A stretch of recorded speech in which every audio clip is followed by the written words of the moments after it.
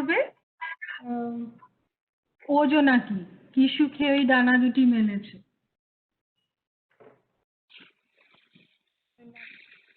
সুখী ওই ডানা দুটি মেলেছ ও জোনাকি, কি সুখী ওই ডানা দুটি মেলেছ। আধার সাজে বনের মাঝে উল্লাসে প্রাণ ঢেলেছ ও জোনাকি, কি সুখী ওই ডানা দুটি মেলেছ ও জোনাকি, কি সুখী ওই ডানা দুটি মেলেছ। তুমি নাও তো সূর্য নাও তো চন্দ্র, তোমার তাই বলে কি কম আনন্দ। তুমি নাও তো সূর্য নাও তো চন্দ্র, তোমার তাই বলে কি কম আনন্দ। তুমি আপন জীবন পূর্ণ করে আপন আলো জ্বেলেছ ও জোনাকি, কি সুখে ওই ডানা দুটি মেলেছ ও জোনাকি, কি সুখে ওই ডানা দুটি মেলেছ। তোমার যাই আছে তা তোমার আছে, তুমি নগরিনী কারো কাছে। তোমার যাই আছে তা তোমার আছে, তুমি নগরিনী কারো কাছে। তোমার অন্তরে যে শক্তি আছে তারই আদেশ পেলেছ। তুমি আধার বাঁধন ছাড়িয়ে ওঠো, তুমি ছোট হয়েও নগো ছোট। তুমি আধার বাঁধন ছাড়িয়ে ওঠো, তুমি ছোট হয়েও নগো ছোট। জগতে যেথায় যত আলো সবাই আপন করে ফেলেছ ও জোনাকি, কি সুখে ওই ডানা দুটি মেলেছ ও জোনাকি, কি সুখে ওই ডানা দুটি মেলেছ। হয়ে গেছে, ভালো হয়েছে Miheeka. That little of me, let only that little be left of me, whereby I may name thee my all. Let only that little be left of me, my well, whereby I may feel thee on every side, and come to thee in everything, and offer to thee my love every moment. Let only that little be left of me, whereby I may never hide thee. Let only that little of my fetters be left, whereby I am bound with thy will, and thy purpose is carried out in my life, and that is the fetter of thy love. Namaskar. Today I will be reciting a children's poem by Kobita. Kalo rati gelo guche, alo tari dilo muche. Hub dike ghum bhanga, hashe ushra chokrana. Nahi jani kotay teke, dak dilo chadareke. Bhoy bhoy pot kuji, chad tai jai buji. তারাগুলি নিয়ে বাতি জেগে ছিল সারা রাতি।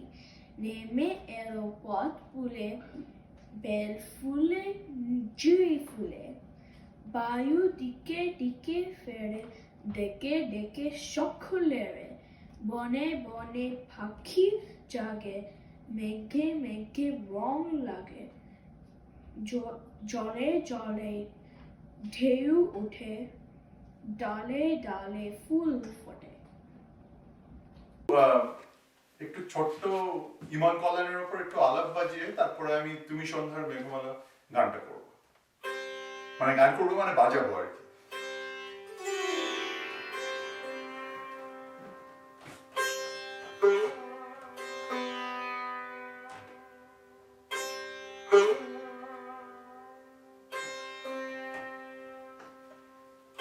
Thank you.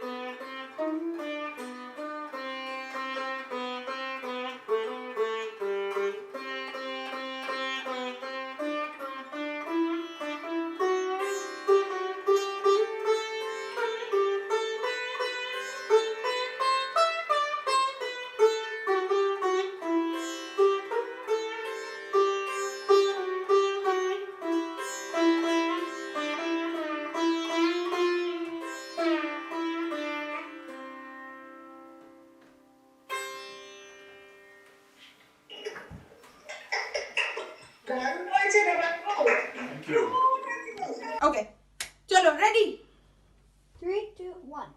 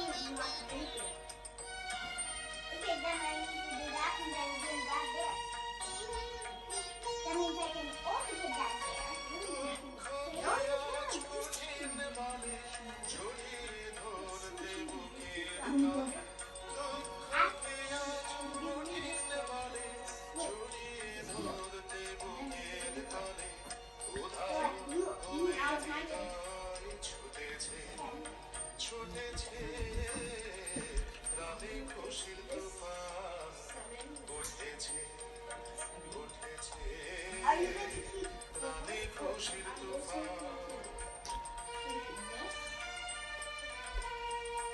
No, actually, okay.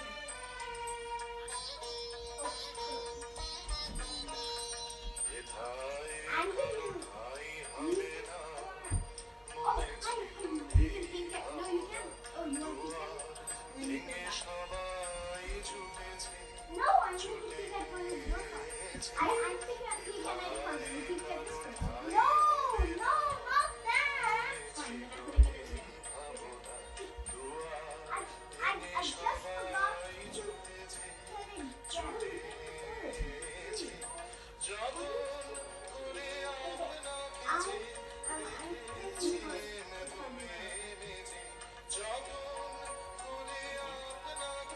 And I want to use this for my points. I don't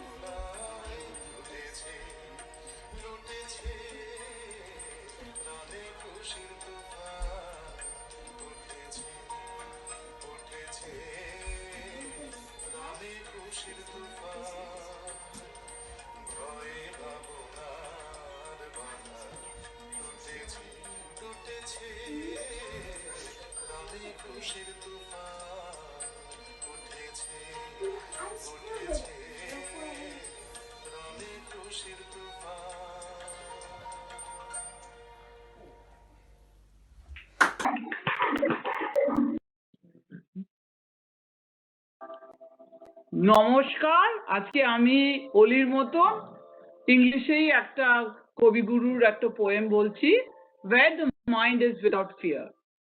Where the mind is without fear and the head is held high, where knowledge is free, where the world has not been broken up into fragments by narrow domestic walls, where the words come out from the depth of truth, where tireless striving stretches down towards perfection, where the clear stream of reason has not lost its way into the dearest dreary desert sand of dread habit, where the mind is led forward by thee into ever-widening thoughts and action, into that heaven of freedom, my Father, let my country awake.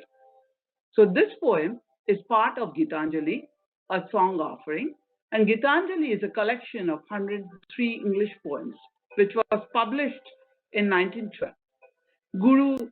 Kobiguru received the Nobel Prize for Literature in 1913, and he made countless contributions to Indian literature and to India's freedom struggle. Over the 100 years ago, he wrote those lines, which has cut across races, which has cut across nationalities, which has cut across the ages. We all know pen is mightier than the sword. So on this day, I would like all of us to reflect on Kobiguru's dream some 100 odd years ago. Thank you.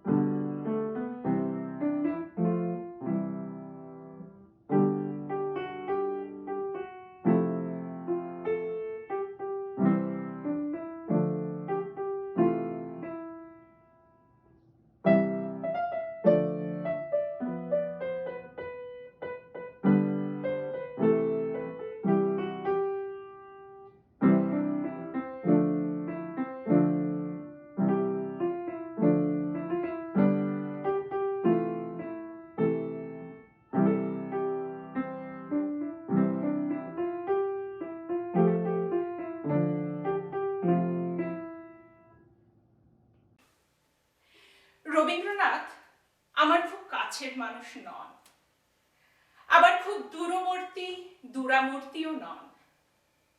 বয়সের হিসেবে তিনি আমার থেকে ঠিক 113 বছরের বড়। কিন্তু আমাকে যদি একটি দ্বীপে নির্বাসন দেওয়া হয় শুধুমাত্র 10টি বই বেছে নেওয়ার অধিকার দিয়ে, আমি অন্তত 4-5টি নেবই রবীন্দ্রনাথের।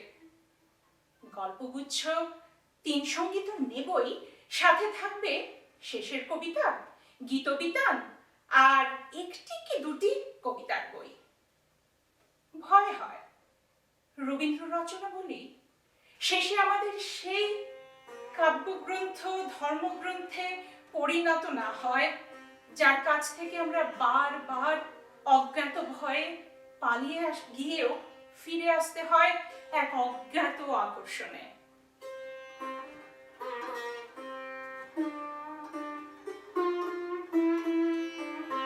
5ই মার্চ 1988, তখন বসন্ত উৎসবের হাওয়া লেগেছিল পূর্বপল্লীর রুদ্র পলাশে।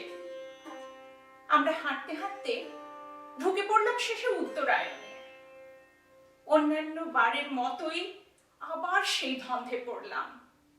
এই খিলান, এই প্রকৃতি, এই সংস্কৃতি, এই নগরী তৈরি করেছেন একজন কবি। কবি তো নির্জনচারী অথবা উত্তাল মাতাল, হাঁটু গেড়ে বসা প্রেমিক অথবা দর্পিত সম্রাট, প্রকৃতি মুগ্ধ অথবা নগর বিদ্বেষী। কিন্তু এর কোনোটাই নন রবীন্দ্রনাথ। এত প্রথা বিরুদ্ধ ব্যক্তিত্বের মানুষটিও ক্রমে ধর্মভীরু বাঙালির কাছে হয়ে উঠেছেন রবি ঠাকুর। এটাই মজা।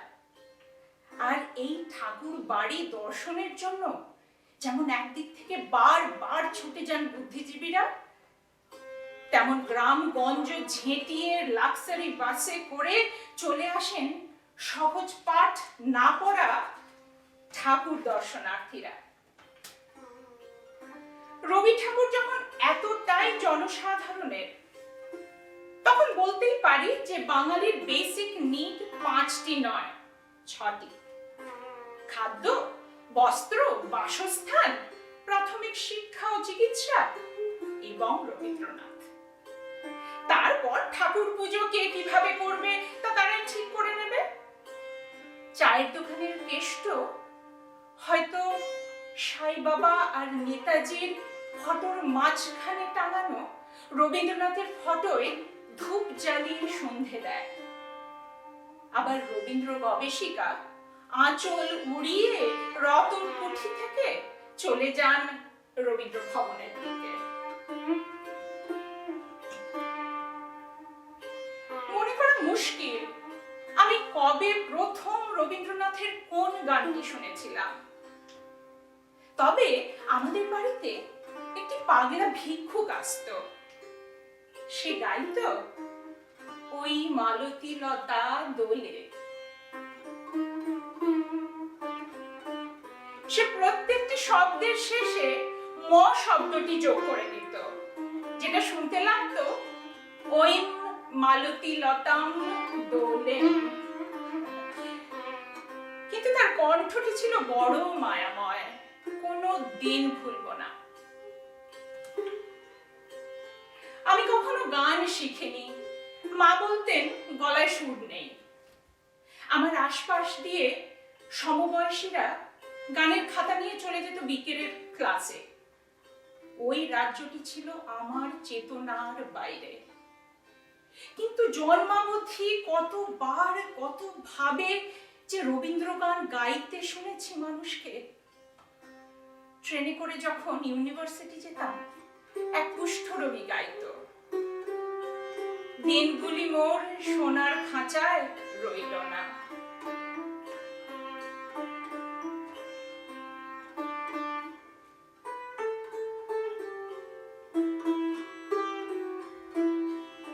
বলা বাহুল্য সে না জেনেই গাইত। মাত্র 26 বছর বয়সে বিধবা হওয়া আমার একটি পরিচিত মেয়ের গলায় শুনেছিলাম, আমার দিন ফুরালো ব্যাকুল বাদল সাঁচে। আবার একটি রূপহীন মেয়ে বিয়ে না হওয়ার যন্ত্রণায় যে ক্রমশ মুখ হয়ে আসছিল, সমবেত পাত্রপক্ষকে শুনিয়েছিল, বাঁচাও তাহারে মারিয়া। এমনিতে যে গান অসংখ্যবার শুনেছি, এক বিশেষ পুরুষের গলায় সেই গানটি শুনে আমূল কেঁপে উঠেছিলাম। তারপর থেকে বদলে গিয়েছিল আমার জীবনের গতিপথ।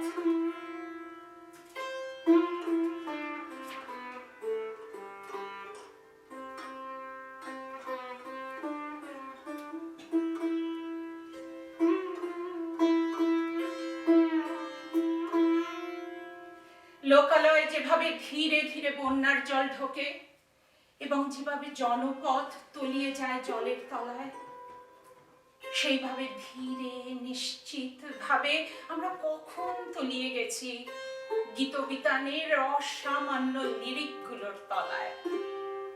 এমন স্রষ্টাকে প্রণাম না জানিয়ে পারি না। তার সামনে স্তব্ধ হয়ে দাঁড়িয়ে থাকতে হয়। এই সব সময় আমার তাকে অলৌকিক বলে, ঠাকুর বলে বিশ্বাস করতে ইচ্ছে হয়। অর্ধেক বুঝে অর্ধেক না বুঝে মনে হয় তিনি এক অতিকায় টেরাডেক্টেল, যার প্রাগৈতিহাসিক ডানার নিচে নিশ্চিন্তে ঘরকন্যা করছে আমাদের আবহমান সংস্কৃতি।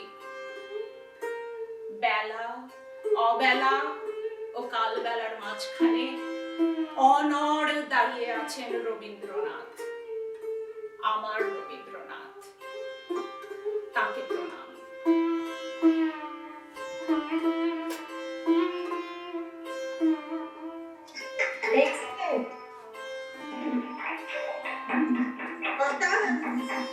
আমি যেহেতু বাচ্চাদেরই প্রাইমারিলি ওরিয়েন্ট করে বলছি, তাই জন্য আমি এটা অ্যাকচুয়ালি ইংলিশই বলছি রাদার দেন বাংলাতে। তো আমি অ্যাকচুয়ালি যেটা বলতে চাই সেটা হচ্ছে যে রবীন্দ্রনাথ এবং আইনস্টাইনের একটা কথোপকথন অনেকবার হয়। তো সেই কথোপকথন and it's interpretation from my side. যাই হোক, এটা শোনো, দেখো কিরকম লাগে। Rabindra Jayanti is observed in many places so as to commemorate a great Indian philosopher and thinker, Rabindranath Thakur. I guess apart from remembering the towering personality, we should also try to understand his philosophy, his thought process, and thereby try to elevate ourselves from a confined, materialistic perception of the world. Yes, Rabindra Jayanti is also celebrated so as to pass on the tradition of the great philosopher to our next generation, so that they try to imbibe some concepts into their lives. In this talk, I'll not be talking about the life of Rabindranath Thakur, but try to decode the thinking of this great man. I guess if we, human beings, were able to adopt Tagore's philosophy in our lives, then our lives would have been a bliss and it would have been a perfect world. But unfortunately, that is not the case. Rabindranath was the first non-European to win the Nobel Prize in Literature for his work Gitanjali in 1913. Many of the verses in Gitanjali are beautiful prayers written after a gut-wrenching, painful period in Tagore's life during which he lost his father, wife, daughter, and son in quick succession. His unfathomable pain and unshaken devotion to God is captured in these moving prose verses of Gitanjali, which Tagore dedicated as song offerings. Gitanjali is a collection of 103 prose translations made by the author from the original Bengali version, which was written in 1910, with a foreword by William Yeats. The translation of the poem in English version of Gitanjali were taken from a collection of poems contained in 3 books, Noibeddo, Khea, and Gitanjali, along with a few poems which have only appeared in periodicals. Apart from Nobel Prize, Tagore is also well known to have written national anthems of Bangladesh, India, as well as given music to the national anthem of Sri Lanka. On the other hand, Albert Einstein, a German-born theoretical physicist with Swiss and American citizenship, received the Nobel Prize in Physics in the year 1921. In 1905, he published 4 groundbreaking papers, the first outlined photoelectric effect, for which he eventually received the Nobel Prize. second paper on Brownian motion, third paper on special relativity, and fourth on mass energy equivalence, resulting in the well-known formula we all know as E is equal to mc square. Tagore and Einstein first met in Berlin in 1926 and several times later in 1930. The first meeting in 1930 happened at Einstein's summer home in Kaput, near Potsdam, Germany, on July 14th. I'm putting up the main excerpts from one of their talks with my interpretation based on my limited understanding. Tagore opens up the conversation saying, "He had been busy hunting down with mathematics the two ancient entities, time and space, while I have been lecturing in this country on the eternal world of man, the universe of reality." Note, the work on special relativity by Einstein involved finding out coupled interrelationship between space and time and thereby the structure of the space-time. The ensuing conversation between the two greats in the areas of truth, reality, consciousness, science and religion started with the question by Einstein as, "Do you believe in the divine isolated from the world?" To which Tagore answers, "Not isolated. The infinite personality of the man comprehends the universe. There cannot be anything that cannot be subsumed by the human personality, and this proves that the truth of the universe is the human truth." Einstein says there are two different conceptions about the nature of the universe: the world as a unity dependent on humanity, and the world as a reality independent of the human factor. Tagore replies, "When our universe is in harmony with the man, the eternal, we know it as truth, and we feel it as a beauty." My interpretation of this talk. Through this, we understand that Einstein is questioning about whether divinity or the concept of God, following thereby religion, can be isolated or uncoupled from the materialistic concept prevalent in our world. In other words, is there something like God which is above and beyond the human and or science? According to him, there can be two concepts or hypotheses: worldly matter is dependent on the presence of human existence, and or world independent of the human factor. According to Tagore, divinity or God, in other words, is the perception of the humans. Without the existence of human, there is no God. In a broader perspective, a truth in the universe is defined by the humans as is also a lie or a falsity. Without the existence of humans, there is no truth, no lie. If the person who is in charge of making or taking some decisions relies entirely or purely with the universe, setting aside other materialistic factors, then the eternal truth is realized and we witness its beauty. This is sometimes in stark contrast as to what we see with our politicians and our leaders, who bias their decisions based on numerous materialistic gains, and thereby the eternal truth is never realized in its entirety, and hence the beauty is lost. To the Einstein statement of "this is purely human conception of the universe," Tagore says, "The world is a human world. The scientific view of it is also that of the human scientific mind. Therefore, the world apart from us does not exist. It is a relative world, depending for its reality upon our consciousness. There is some standard of reason and enjoyment which gives it the truth, standard of eternal man, whose experiences are made possible through our experiences." My interpretation. Tagore kind of reinforces as to what he has said before. If there is no human, there is no science, no reality, no consciousness, and eventually no world. So in other words, everything that we perceive is due to the human perception. Everything that we consider it as a truth is due to the perception of the human mind. A collective perception based on majority forms the realm of what is truth, reality, and various other common perceptions. In this regard, I tried to bring an analogy. It claimed that when Columbus first came to the New World, the natives there could not see his ships. This because the ship was so outside of the natives' mental framework, they simply could not perceive it. Finally, a shaman noticed that something was blocking the waves at the spot, and eventually was able to show his tribe how to see the ship. So in other words, many times we argue about the fact whether there is a presence of ghost or not. If our senses are unable to perceive that, then how do we define the existence of a ghost?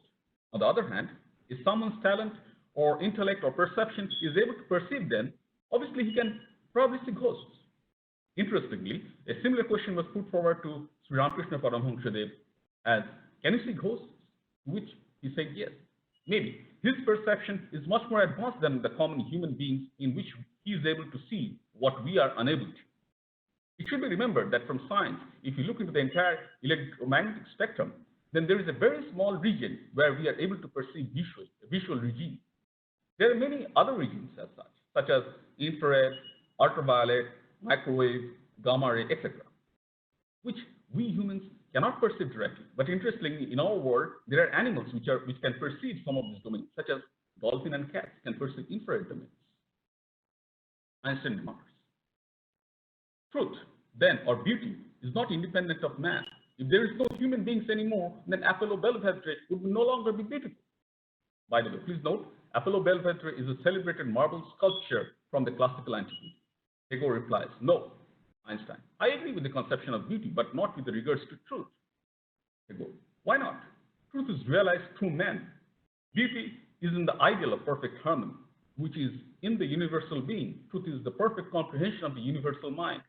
We individuals approach it through our own mistake and blunder, through our accumulated experiences, through our illumined consciousness. How otherwise can we know truth? Einstein, I cannot prove it, but I believe in the Pythagorean argument that the truth is independent of the human beings. It is the problem of the logic of continuity. My interpretation. To Tagore, the human perception is the key to both beauty as well as truth. However, to Einstein, this is not the case. Even though beauty is something dependent on the perception of the human, but truth is an eternal irrespective of humans. I guess at this point, the definition of truth being conceived by the two greats perhaps should be thought about differently. It may mean for Einstein that the truth refers to the mysteries of nature. And on the other hand, Tagore implies truth as anything being conceived by the humans and or its mind, science being one example of it. Obviously, not the mysteries of nature. However, if one thinks of science as a tool to unlock the mysteries of nature or truth, then science has a whole new meaning itself. Thereby, both have different notions about truth with regards to its relationship to humans, and in one way, both are perhaps right. Einstein remarks, the problem is whether the truth is independent of our consciousness. Tagore replies, what we call truth lies in the rational harmony between the subjective and the objective aspects of reality, both of which belong to the superpersonal mind. My interpretation. A very interesting point put forward by Einstein. What is consciousness? This is one of the major questions in science research nowadays. How can we define consciousness? When are we conscious? Can we use the mind in order to displace an object without touching it? In fact, preliminary research does show, yes, it is possible, just by thinking about it. Here comes a related question then. What is dream? Is it some sort of consciousness? I guess I'm not knowledgeable enough to answer all of these questions, but maybe some of you would be interested in sometimes later in your life just to delve deeper and take up this as a profession, researching much more into it. Einstein argues, we do things with our mind, even in our everyday lives, for which we are not responsible. The mind acknowledges realities outside of it, independent of it. For instance, nobody may be in the house, yet that table remains where it is. If nobody were in the house, the table would exist all the same. But this is already illegitimate from your point of view, because we cannot explain what it means, that the table is there, independently of us. Our natural point of view in regard to the existence of truth, apart from humanity, cannot be explained or proved, but is a belief which nobody can lack, not even the primitive beings. We attribute to truth a superhuman objectivity. It is indispensable for us, this reality which is independent of our existence and our experience and our mind. Though we cannot say what it means, Tagore replies, yes, it remains outside the individual mind, but not the universal mind. The table is that which is perceptible by some kind of consciousness we possess.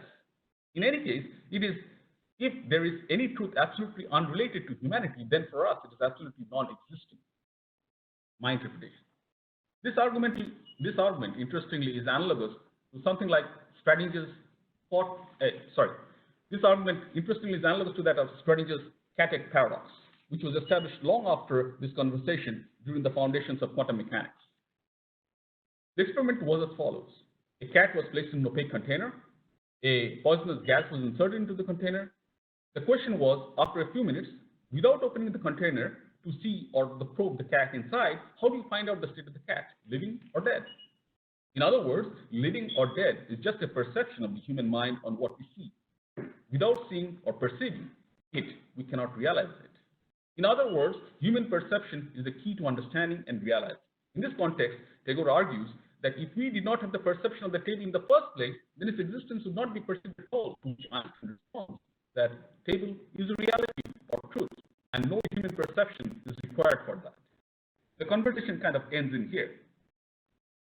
So with this, we see that a physicist and a philosopher, from a physicist and a philosopher's point of view, there are two different perceptions of truth. Physicist thinks the mysteries of nature as truth, and thereby calls it the eternal truth. Whereas the definition of truth to a philosopher is basically worldly decisions and or perceptions. So thereby, given the differences in the definition of the word truth, both are correct. Perhaps every word or action in our world has a dual meaning, and both views of it cannot be entirely ruled out as wrong.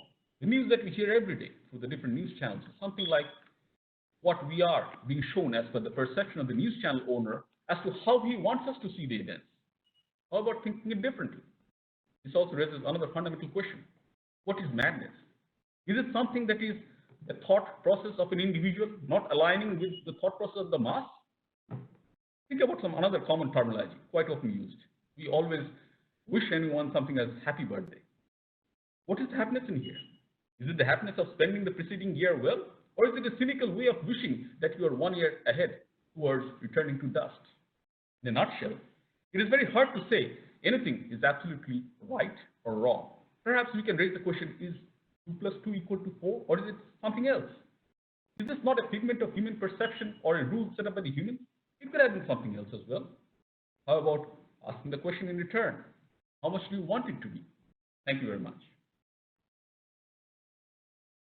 আচ্ছা, আমি একটা রবীন্দ্রসঙ্গীত করব। জানি না সুর ভুল হয়ে যাবে কিনা মাঝখানে, তাও চেষ্টা করছি। এই উদাসী হাওয়ার পথে পথে মুকুলগুলি ঝরে, আমি কুড়িয়ে নিয়েছি তোমার চরণে দিয়েছি, লহ লহ করুণ করে এই উদাসী হাওয়ার পথে পথে মুকুলগুলি ঝরে। যখন যাব চলে ওরা ফুটবে তোমার কোলে, তোমার মালা গাঁথার আঙুলগুলি মধুর বেদন ভরে যেন আমায় স্মরণ করে। উদাসী হাওয়ার পথে পথে মুকুলগুলি ঝরে। বউ কথা কও তন্দ্রাহারা, বিফল ব্যথায় ডাক দিয়ে হয় সারা, আজি বিভোর রাতে। বউ কথা কও তন্দ্রাহারা, বিফল ব্যথায় ডাক দিয়ে হয় সারা, আজি বিভোর রাতে। দুজনের কানা কানি কথা, দুজনের মিলন বিহ্বলতা, জ্যোৎস্না ধারায় যায় ভেসে যায় দোলের পূর্ণিমাতে। এই আভাসগুলি পড়বে মালায় গাথা, কালকে দিনের তরে তোমার অলস প্রহরে। এই উদাসী হাওয়ার পথে পথে মুকুলগুলি ঝরে, আমি কুড়িয়ে নিয়েছি তোমার চরণে দিয়েছি, লহ লহ করুণ করে এই উদাসী হাওয়ার পথে পথে মুকুলগুলি ঝরে। ধন্যবাদ। রবীন্দ্রনাথ ছোটদের জন্য বেশ কিছু হাস্যরসাত্মক লেখা বালক ও ভারতীতে বের করেছিলেন। ইউরোপীয় শারাড এর অনুকরণে এগুলো লিখেছিলেন। এর ভূমিকায় তিনি লিখেছেন যে, হেঁয়ালি রক্ষা করিতে গিয়ে লেখা সংকুচিত করিতে হইয়াছে। আশা করি সেই হেঁয়ালির সন্ধান করিতে বর্তমান পাঠকগণ অনাবশ্যক কষ্ট স্বীকার করিবেন না। এই হেঁয়ালি নাট্যের কয়েকটি বিশেষভাবে বালক দিগকেই আমোদ দিবার জন্য লিখিত হইয়াছে। ছাত্রের পরীক্ষা তার মধ্যেই একটি লেখা, যেটা আমরা আজ পরিবেশন করছি। প্রধান চরিত্র ছাত্র শ্রী মধুসূদন ওরফে মাধব, মাস্টার শ্রী কালাচাঁদ ও ছাত্রের অভিভাবক। ছাত্র মধুসূদনকে কালাচাঁদ মাস্টার পড়াইতেছেন, এমন সময় অভিভাবকের প্রবেশ। মধুসূদন পড়াশোনা কেমন করছে কালাচাঁদ বাবু? আগে মধুসূদন অত্যন্ত দুষ্ট বটে, কিন্তু পড়াশোনায় খুব মজবুত। কখনো একবার বই দুবার বলে দিতে হয় না। যেটি আমি একবার পড়িয়ে দিয়েছি সেটি কখনো বলে না। বটে, তা আমি আজ একবার পরীক্ষা করে দেখব। তা দেখুন না। কাল মাস্টার মশাই এমন মার মেরেছেন যে আজও পিঠ চটচট করছে। আর আজ এর শোধ তুলবো। ওকে আমি আজ তাড়াবো। কেমন রে মাধব, পুরনো পড়া সব মনে আছে তো? মাস্টার মশাই যা বলে দিয়েছেন তা সব মনে আছে। আচ্ছা, উদ্ভিদ কাকে বলে বল দেখি? যা মাটি ফুঁড়ে ওঠে। একটা উদাহরণ দে। কেঁচো। কি বললি? রসুন মশাই, এখন কিছু বলবেন না। আচ্ছা, তুমি পদ্য পাঠ পড়েছো? আচ্ছা, কাননে কি ফোটে বলো দেখি? কাঁটা। কি মশাই মারেন কেন? আমি কি মিথ্যা বলেছি? আচ্ছা আচ্ছা, সিরাজউদ্দৌলাকে কে কেটেছে? ইতিহাসে কি বলে? পোকায়। আগে মিছিমিছি মার খেয়ে মরছি। শুধু সিরাজউদ্দৌলা কেন, সমস্ত ইতিহাস খানাই তো পোকায় কেটেছে। এই দেখুন। ব্যাকরণ মনে আছে? আচ্ছা। কর্তা কি, তার একটা উদাহরণ দিয়ে বুঝিয়ে দাও দেখি। আগে কর্তা ও পাড়ার জয় মুন্সি। কেন বলো দেখি? তিনি ক্রিয়াকর্ম নিয়ে থাকেন যে। তোমার মাথা। আগে মাথা নয়, ওটা পিঠ। আচ্ছা আচ্ছা আচ্ছা, ষষ্ঠী তৎপুরুষ কাকে বলে? জানি না। ওটা বিলক্ষণ জানি, ওটা জ্যোষ্ঠী তৎপুরুষ। অঙ্ক শিক্ষা হয়েছে? হয়েছে। আচ্ছা, তোমাকে 6:30 সন্দেশ দিয়ে বলে দেওয়া হয়েছে যে 5 মিনিট সন্দেশ খেয়ে যতটা সন্দেশ বাকি থাকবে তোমার ছোট ভাইকে দিতে হবে। একটা সন্দেশ খেতে তোমার 2 মিনিট লাগে। কটা সন্দেশ তুমি তোমার ভাইকে দেবে? একটাও না। কেমন করে? সবগুলো খেয়ে নেব, দিতেই পারবো না। উফ। আচ্ছা, একটা বট গাছ যদি প্রত্যহ সিকি ইঞ্চি করে উঁচু হয়, তবে যে বট এই বৈশাখ মাসে 10 ইঞ্চি ছিল, পরের বৈশাখ মাসে সে কতটা উঁচু হবে? যদি সে গাছ বেঁকে যায় তাহলে ঠিক বলতে পারি নে। যদি বরাবর সিধে ওঠে তাহলে মেপে দেখলেই ঠাউর হবে। আর যদি ইতিমধ্যে শুকিয়ে যায় তাহলে তো কথাই নেই। মার না খেলে তোমার বুদ্ধি করে না। লক্ষ্মী ছাড়া মেরে তোমার পিঠ লাল করবো, তবে তুমি সিধে হবে। আগে মারের চোটে খুব সিধে জিনিসও বেঁকে যায়। কালাচাঁদ বাবু, ওটা আপনার ভ্রম। মারপিট করে খুব অল্প কাজই হয়। কথায় আছে, গাধাকে পিটলে ঘোড়া হয় না, কিন্তু অনেক সময় ঘোড়াকে পিটলে গাধা হয়ে যায়। অধিকাংশ ছেলে শিখতে পারে, কিন্তু অধিকাংশ মাস্টার শেখাতে পারে না, কিন্তু মার খেয়ে মরে যায় ছেলেটাই। আপনি আপনার বেত নিয়ে প্রস্থান করুন, দিন কতক মধুসূদনের পিঠ জুড়োক, তারপরে আমি ওকে পড়াবো। বাঁচা গেল। বাঁচা গেল মশাই।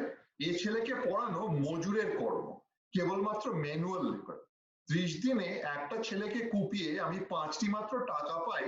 সেই মেহনতে মাটি কোপাতে পারলে দিনে 10 টাকাও হয়। নমস্কার।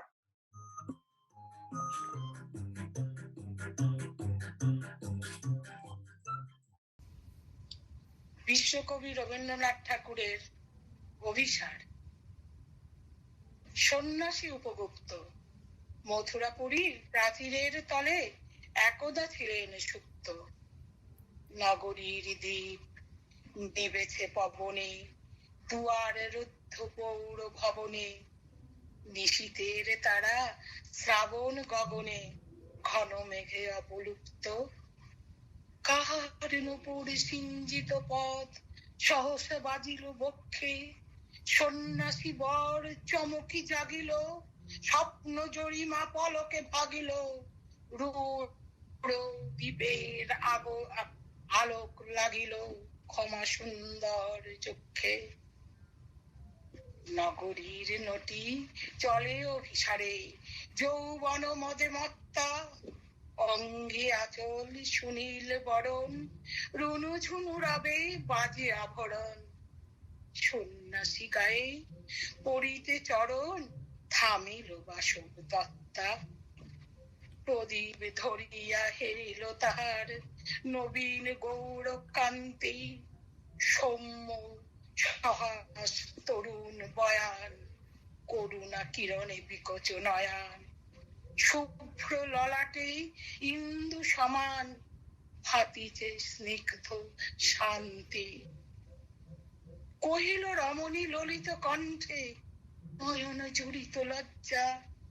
ক্ষমা করো মোরে কুমার কিশোর, দয়া করো যদি গৃহে চলো মোর। এ ধরণী তল কঠিন কঠোর, এ নহে তোমার শয্যা। সন্ন্যাসী কহে করুণ বচনে, ওই লাবণ্য পুঞ্জে এখনো আমার সময় হয়নি।